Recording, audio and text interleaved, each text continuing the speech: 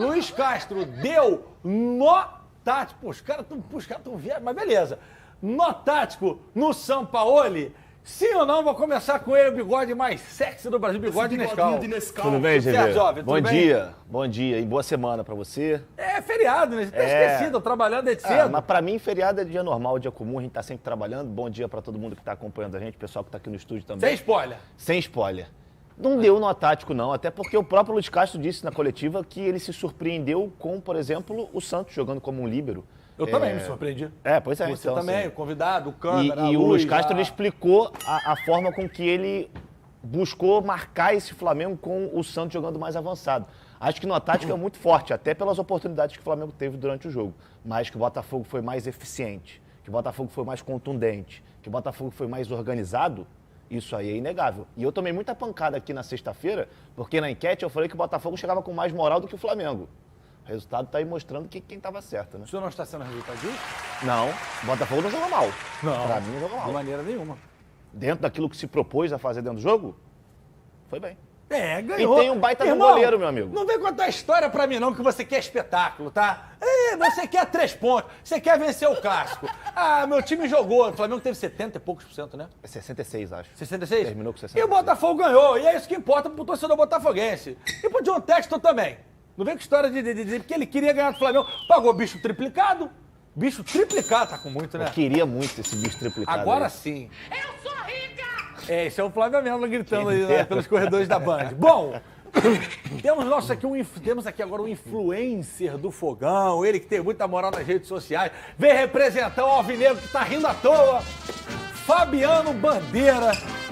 E aí, jovem, tudo bem? Seja bem-vindo ao Donos da Bola. Muito obrigado, Getúlio. Tudo ótimo. Feriadão. Botafogo ganhou e ganhou bem por 3-2. Já vou até aproveitar para responder a enquete. Tua enquete. Que foi um jogo de estratégias. Não teve nó tático, como o Flávio disse. O Sampaoli começou com uma estratégia de colocar o Santos quase como um volante em determinado momento. Verdade. E ali dentro do campo também, hoje, a torcida do Botafogo tem que estar muito feliz com a SAF, porque tem jogadores, além de qualificados com a bola, que são inteligentes, pensam o jogo. Eles entenderam, não foram dar o bote que o Flamengo queria. Então eles se resguardaram, esperaram. No momento certo, o Botafogo começou a fazer as transições depois da bola na trave do Vidal. Aí o Botafogo começou a jogar, e aí não era só transição rápida, não era só contra-ataque. Às vezes tinha inversão de jogo, o Botafogo começou a botar as asinhas de fora. Veio o pênalti 1-0, logo depois aí sim veio o bote, que quase gerou o gol do Tiquinho. E seria o segundo do Fogão. Então, jogo de estratégias no primeiro tempo, o Botafogo saiu melhor, 2-0. No segundo tempo, com a expulsão do Rafael, a gente deve falar mais ao longo do programa, o Flamengo foi para cima, o Botafogo segurou, o Castro fez uma substituição, colocando de Plácido pela direita, mas tirou o Júnior Santos, então só ficou um homem no corredor, recebendo aquelas dobradinhas por ali. Depois ele acertou com o Tietê pela ponta, que gerou o terceiro gol do Botafogo. E o Flamengo, mesmo com os 11 de acréscimo, depois só fez um gol, não conseguiu fazer o segundo. Foi um belíssimo jogo do Botafogo. O Flamengo também pressionou, o PR muito bem mais uma vez. O Getúlio sabe bem aí o nível do goleiro do Botafogo. Mais ou menos. Porque o Getúlio ele não pegava acho que nem 1/10 do que pega o PR. Mas ele entende. Eu não preciso saber fazer feijoada pra saber se era gostoso ou não. Eu ia falar outra coisa. Porque já esteve lá na cozinha, pelo menos, né? Não, eu falei que essa semana, eu falei que ele era o goleiro mais decisivo do Brasil. Falei, o melhor a gente pode discutir. Fábio, o Fábio fez contra o Fortaleza. Também. Ia ser o maior vexame da história do Fluminense. Cássio, o Everton do Palmeiras. Agora, pra mim, no Brasileiro e nessas últimas semanas, inclusive Copa do Brasil, decisivo, talvez o Botafogo tivesse se complicado contra o Ipiranga lá. GV, na temporada. Que ganhou de 2-0, mas ele fez 6 defesas. Na temporada ele é o melhor. Na temporada. Bom, escutamos o Flávio Amêndola, jornalista, isento, opinião sem lado. Escutamos o lado do Fogão. E agora sim, ele que também já é nosso convidado Platinum aqui, o Rafa Melo. Boa tarde, jovem. Boa tarde, GV. Rapaz, tudo certo não, que é né? aquilo ali? O que o Santos estava fazendo ali no meio do campo, cara? Rapaz, ele estava atuando como líbero, né? A nova posição, né? O São Paulo conseguiu aí um novo reforço ali dentro de campo, mas a torcida não gostou muito, não. A cada bola do Santos ali na linha de meio de campo, era um Deus nos acuda, rapaz. A torcida gritava, botava a mão na cabeça. Você tem até alguns exemplos de goleiros que fazem a posição de líbero lá na Europa. Mas isso aí é treinado. Se o São Paulo tivesse desde o início da temporada, fazendo uma pré-temporada com o Flamengo, treinando agora do nada, o terceiro, quarto jogo, ele exigir isso do Santos, que não é tão bom com a bola no pé, isso aí pegou a torcida desprevenida, né? Foi muita surpresa. Agora, já falando do jogo, dando uma boa tarde aí pra galera que tá assistindo nesse feriado, acho que o Luiz Castro não deu um nó tático no Sampaoli. Eu acho que o Sampaoli não conseguiu desatar o próprio nó. Começou na escalação.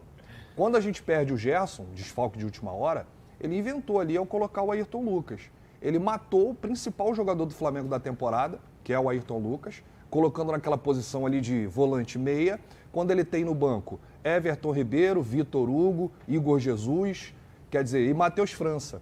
Então poderia ser uma outra configuração do jogo e eu não entendi muito bem, quando o Botafogo teve um expulso, o Flamengo com um a mais, ele poderia ter tirado um zagueiro, o próprio Davi Luiz, que não estava bem em campo, colocado mais um jogador de meia ou até um jogador da posição da frente, mas ele realmente terminou o jogo com os 3 zagueiros. É uma mentalidade de alguns treinadores que, inclusive, passaram pelo Flamengo, os 2 últimos portugueses, o Vitor Pereira e o Paulo Souza, que vieram com essa ideia que não deu certo, de 3 zagueiros. E, curiosamente, os 2 jogos que o Flamengo jogou mais com o Sampaoli, o Flamengo tinha 2 zagueiros.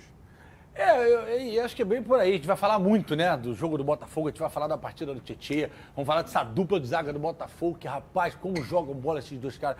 O Marçal, como traz peso, né? Ali robustez para esse Botafogo, um lateral experiente. Enfim, quero falar também da expulsão do Rafa, se tiver tempo para falar disso tudo. O Tiquinho também, né? Do próprio Caio, do Tiquinho. O Tiquinho é outro patamar, irmão. O Tiquinho... Outro patamar pro Botafogo. Outro nível, outra prateleira. Boa, Bandeira. Enfim, Joãozinho, pra onde a gente vai? Tabela de classificação. Ih, rapaz, tem tabela. Aí, ó, torcida do Botafogo, pra ficar feliz agora, printar. Hashtag segue o líder. Hoje à noite tem Vasco da Gama. Pode chegar ali em cima também, ó. Fogão líder com 9 pontos. O Leão, rapaz, Fortaleza. Daqui a pouco a gente vai falar disso aqui. Esse jogo contra o Fluminense. Que massacre jogou de bola o Moisés. Aí o Fluminense ali é o segundo carioca, né? Com 6 pontos. O Vascão joga logo mais. Se vencer o Bahia, jogo difícil, vai a 7. Passa o Fluminense. E o Flamengo, rapaz, que é o time de maior investimento, que é o time de orçamento. Chegou a Bi, não chegou, Flávio? Chegou, tem 1 bilhão, né? Alguma de coisa receita. nesse sentido.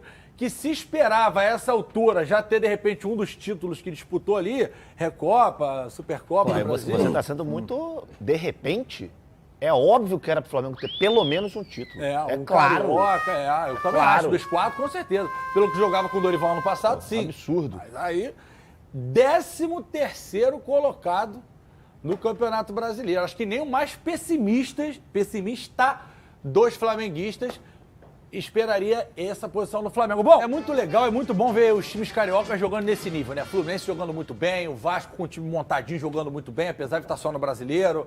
Pô, o Botafogo líder do Campeonato Brasileiro. E o Flamengo tem um grande elenco, mas não está conseguindo jogar bola.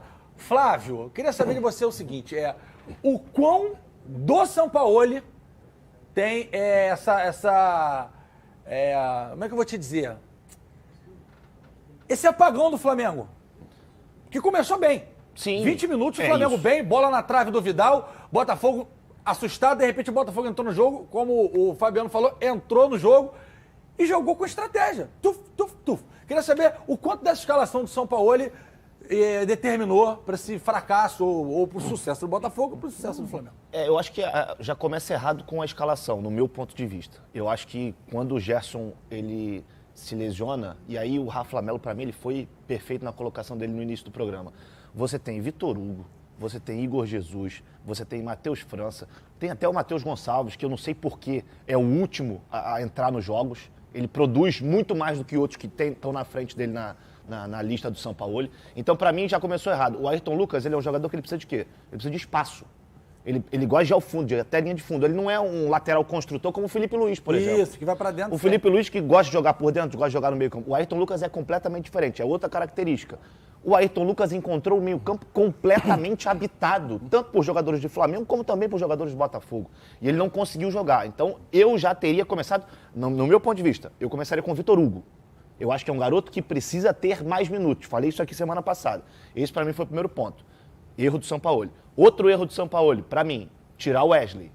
O garoto fez o pênalti, tinha cartão amarelo, pode ter sentido o jogo. Ok, mas é um jogador que pelo lado direito dá a profundidade que o próprio Sampaoli quer, que não joga muito mais por dentro. Embora com o Everton Ribeiro ele também faça um pouquinho a parte central do campo. Eu não teria tirado o Wesley, teria tirado o Davi Luiz. Por sinal, eu ainda não entendi o motivo da manutenção do Davi Luiz como titular do Flamengo. Até hoje eu não consigo entender.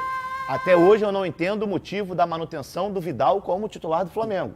Não tem gás para fazer o que os times do São Paulo gostam de fazer, jogadores de meio campo. Pisar na área do adversário e voltar para defender. Não tem essa capacidade. Infelizmente, os dois são grandes jogadores, têm uma carreira sensacional na Europa, mas nesse momento tem outros jogadores que estão melhores do que eles. Então, no meu ponto de vista, esses dois não deveriam começar jogando.